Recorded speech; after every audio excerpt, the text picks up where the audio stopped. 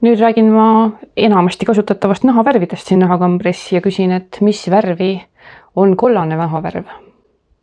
Need on mul ette valmistatud selliselt, et ma valisin mõned erinevad karvanahad välja eos, nagu nad parkalite juures tulevad, ja see erinevus sõltub tõenäoliselt sellest, et millise koorega võib-olla nahka pargitud on ja võib-olla ka, et millise õliga võib-olla hiljem teda veel töödeldud on või miskit. Ja see hall, see oli minu jaoks enda jaoks kunagi üllatus, sellest sai üks väga tore nahk, aga see on tore niisugune ekstreemne näide. Igaks juhuks ma ütlen, et keegi ära ei ehmataks, et ma seda kollase pähe kellelegi päriselt kunagi ei pakuks. Aga näidet sellest samast asjast saab vaadata nendelt pooleli olevatelt vöökottidelt. Nende magnetikatted on lõigatud teisest nahast kui nende ülejäänud kere. Kere on niisugune paksem, magnetikatted on õhemad, et magnetid saaksid magnetid tööd teha. Ja näha on, et tooni erinevust natukene on. Need värvid iseenesest on väga osavasti tehtud minu arvates, sest et inetuse pilt ei ole ja mina ei näe põhjust, et ma peaks minema seda ühtlust hirmsasti nüüd taga ajama, lisab asjale särtsu hoopis minu arvates. Pigem vahva tulemus, aga testi mõttes proovisin, teatud tingimustel saab. Ja seda teatud tingimusi ma mõtlen seda, et seda vahet kompenseerida oleks märkimisväärselt keerulisem. Ja eks siis ikka meister vaatab ka, et asi näeks hea välja. Nii et ei ole hullu midagi. Mis värve meil siis pakkuda on? See on igapäevane küsimus. Nahakambrisse oleme me valinud musta, 3 karva pruuni, kollase, rohelise, sinise, mahagoni ja punase. Aga selle tootja värvi valikus on pruune toone tegelikult väga-väga palju rohkem, ka niisuguseid oranžikaid. Ja ma arvan, et sellel on põhjus ja see põhjus ühildub arvatavasti sellega, miks nende värvide hulgas jällegi ei ole valget, helesinist, helerohelist, roosat, halli, kuldset ja hõbedat, lillat ka mitte. Ja põhjus tõenäoliselt seisneb selles, et need värvid on sellised, mis poevad siia naha sisse. See on üks tore uudis, sellepärast, et nüüd, kui sa seda värvitud valmis nahasteset katsud, siis sinu käe all on päris nahk, mitte värvikiht. Nüüd, miks neid pruune toone nii palju on ja kollaseid arvatavasti on sellepärast, et need on kõige ligilähedasemad naha enda toonile. Ta on niisugune kas roosakas või kollakas või ja nende ühildumine ja sobivus tõenäoliselt on kõige parem. Ja nüüd see värv mõjustab seda nahka sealt seest poolt. Ma ei tea sellest värvivärgist tegelikult rohkem mitte midagi, kui mul on ainult need samad oma aimdused ja oletused, mis lihtsalt aastate peal on kujunenud, aga mulle tundub valge tõesti päris võimatu. Ja kuldne ja hõbedane lihtsalt ka. Ja igasugused siuksed muud heledamad, heleroheline, helesinine, ta teoreetiliselt on võimalik, sest et lahjendada värvi ma saan. Aga nüüd tuleb mängu see taimpark naha iseärasus, mis on ajapikku tumedamaks muutuda. Mis viib meid omakorda sinna, et kas neid värve segada saab? Saab ja ei saa. Tuleb välja, et need värvid baseeruvad mustal pigmendil. Ja see tähendab seda, et iga üks neist, ka see samane kollane, sisaldab kuigi palju musta värvi.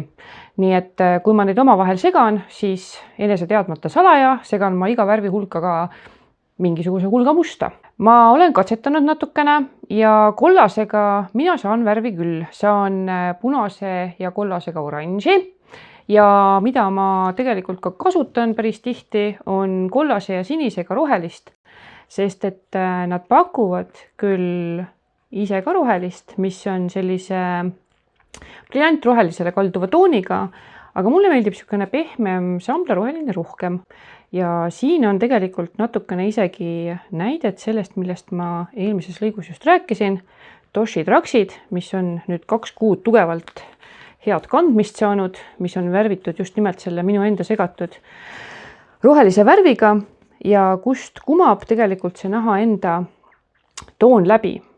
Meil on läinud õnneks, need omavahel passivad päris hästi, see pruunikas siin all ei ole üldse inetu.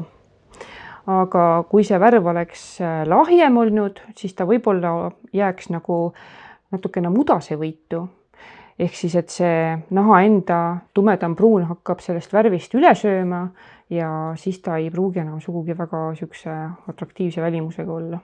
Nii et selles mõttes selle segamisega tasub olla natukene ettevaatlik.